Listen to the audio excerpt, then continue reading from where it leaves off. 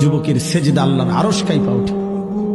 নওজোয়ান সেজদা দিলে আল্লাহ আরশ আজিম থেকে বলে, যুবক তুই আমারে সেজদা দিলি, যা ওয়াদা দিলাম হাসরের ময়দান আমি তোরে আমার আরশের ছায়া দেব।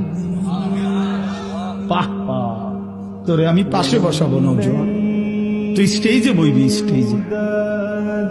স্টেজে বসবি, বাকিরা তাকায় দেখবে, বাপরে আমগো এলাকার হেতে দি বাদশাহ। আল্লাহ তৌফিক দান করুন। চলেন এই আয়াতগুলোর তর্জমা বলি, শুধু তর্জমা। আল্লাহ তাআলা বলেন, কাল্লা ইদা দুক্কাতিল আরদু দাক্কান দাক্কা। বান্দা শুনো, যত লাফালাফি ফালাফালি করো মনে রাখো তুমিও একদিন থাকবা না, পৃথিবীও একদিন থাকবে না।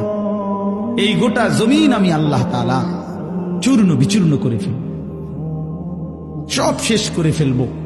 আসমান জমিন চন্দ্র সূর্য সব শেষ করে ফেলব। হাসরের মাঠ কায়েম হবে।